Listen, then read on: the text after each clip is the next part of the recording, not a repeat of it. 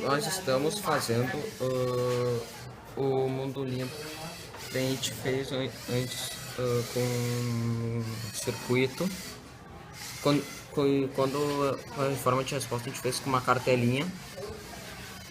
Quando a gente botar a luz vai surgir. Será mesmo?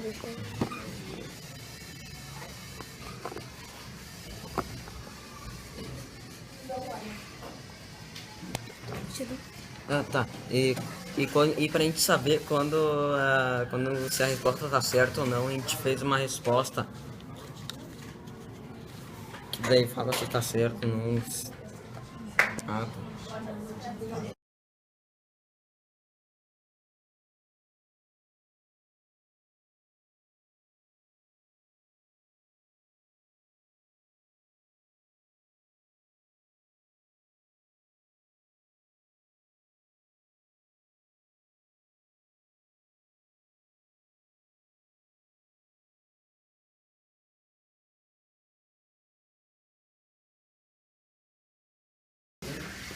É um mundo limpo, mas só com o NXT, que funciona assim. Ó, escolhe uma cor e bota embaixo da pergunta.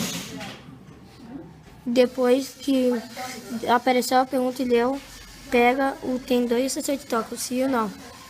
E se tiver, aperta o sim. Se a resposta estiver certa, pisca uma luz. Se a resposta estiver errada? Se a resposta estiver errada, pisca e pisca só essa luz.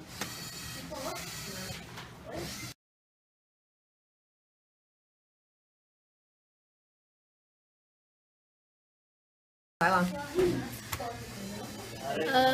Agora, nosso objetivo é tentar implementar o Arduino em uma nova versão do Mundo Limpo, no qual vão ser usados botões, LEDs e o LCD. A gente quer, talvez, tentar pôr algumas respostas nesse LCD e, se possível, pôr umas respostas sim ou não. Daí, para tentar simplificar, iremos pôr LEDs, um LED vermelho para errado, um LED verde para certo.